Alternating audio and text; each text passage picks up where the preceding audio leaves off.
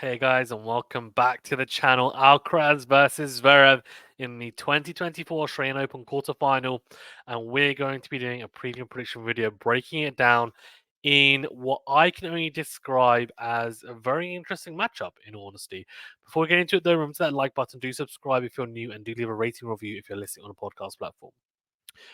So we're going to break this down into 5 sections, most likely. Maybe I've got my numbers wrong. Let's see. First section is the road to the quarterfinals, so how they've looked on the way to this stage. Second, the head to head. So, what's it look like between the two? Thirdly, style. So, what their styles like, both players, and then also from a tactical point of view, looking at how that might play out. And then fourthly, predictions. Although before the predictions, actually, I want to talk about tennis insights. They gave some very interesting metrics for Alcaraz and Zverev in terms of forehand, backhand quality, serve quality, return quality. I want to get your guys' thoughts as to whether you think it's in line with your thinking behind it. So let's get started then. Alcaraz's road to this stage has been pretty good, in honesty. Only the one set dropped. Beat Gasquet in straight sets, then Sonego in round two, won in 4 sets there.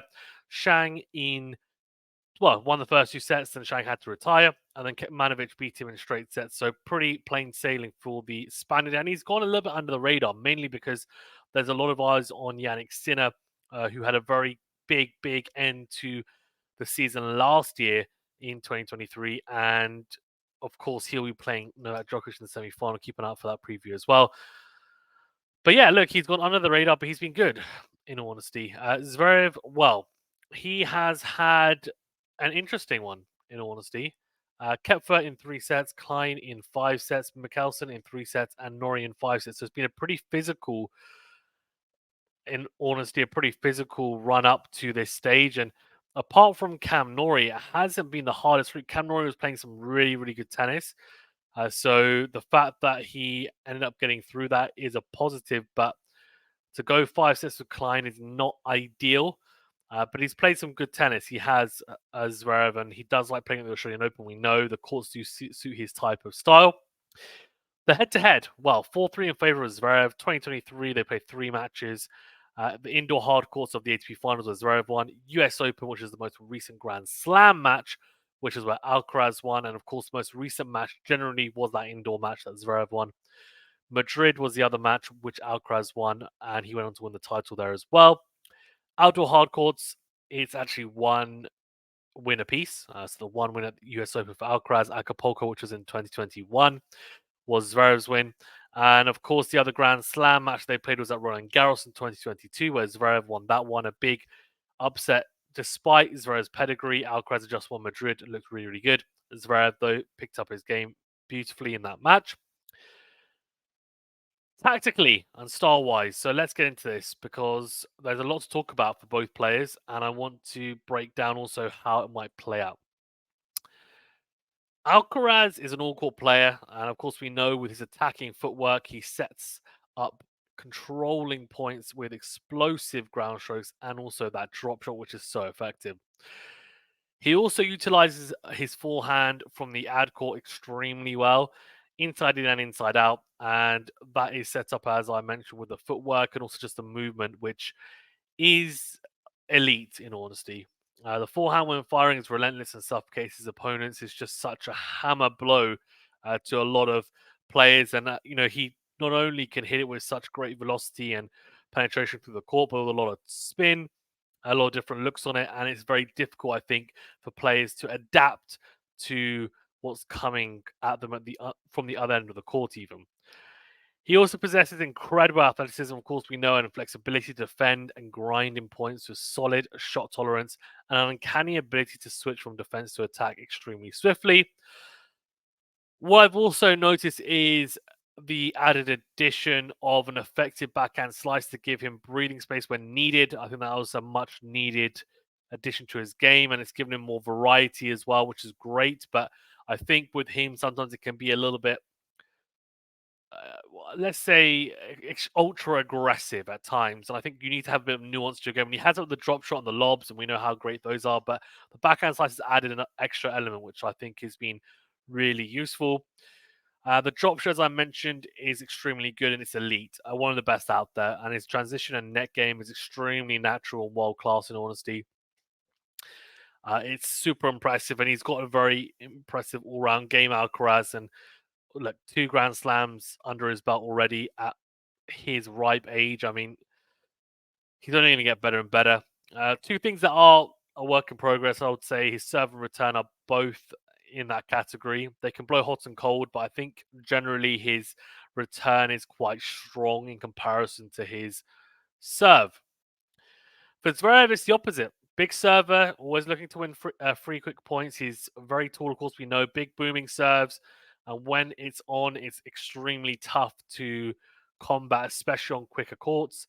His double fault issues seem to be all but behind him for now, anyways, for the most part, which is nice to see, I guess, because that was something that was almost a, a crutch at times. Return is effective, and we know he makes a high percentage of returns from a deep return position. Not as deep as Medvedev, but pretty deep. And his backhand return is super solid, which is great for I mean, there's not a lot of players on tour who have a better backhand return than forehand return. Similarly, a better backhand than forehand on the ATP tour, anyway. But for Zverev, it's the case, and you'll see a lot of players target that forehand return. Zverev has underrated athleticism, and his defensive capabilities are definitely potent as well. And his shot tolerance is good, and his backhand is, I would say, top 5 on the ATP tour. The forehand is a different story. He can go safety first a lot on it, but since his comeback, he has tried to attack more and has utilized this by taking calculated risks more effectively. His transition and net game leave a lot to be desired. I have to say, is shaky at best. In terms of how it might play out quickly, there's a few things to factor in, but from a very quick tactical standpoint, there's a few things. Alcaraz is going to want to be on the front foot right now. Zverev needs to be extremely clever and make sure that he's not staying really far behind the baseline and being happy to defend against Alcaraz, because he will get destroyed, in honesty. The drop shot is so good from Alcaraz, and what he will do, he'll just push Zverev back and back and back, and then use angles, use a drop shot. And even if it's not a drop shot winner, Zverev might get up to it because he's extremely athletic. He might get there, but he won't be able to do too much with it, and the lob will come into play, or the passing shots of Alcaraz. He also needs to be clever with directions. Zverev, he can't just have Zverev on the run. Sorry, Alcaraz on the run. He's very good at being able to hit balls on the run effectively with great balance. So Zverev needs to be clever, mix it up. I think the backhand slice is not a bad choice as well into the ad court. Find good angles on that backhand to backhand exchange or the ad court exchange, because if he can find good angles on the backhand, it means that Alcaraz will have to hit more backhands, and that's exactly what he wants. In honesty, which is, look, only a positive, right? In terms of actually the tennis insights as well, because I didn't mention that, and I think it's worth talking about very briefly. So, serve quality 8.6 for Zverev, 7.9 for Alcaraz. No surprises there. So, Zverev topping that. This is a 52-week average. 7.6 on return for Zverev, 7.4 for Alcaraz. Alcaraz just behind there as well.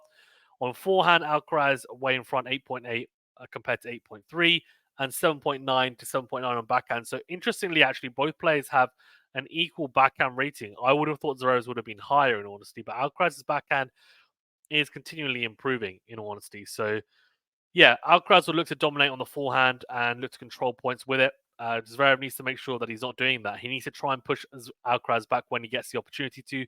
Be brave, and we'll see whether he's able to do that. But yeah, he cannot go safety first, otherwise he will lose. He needs to serve well, and for Alcaraz, he needs to return well and try and get the match on his own terms.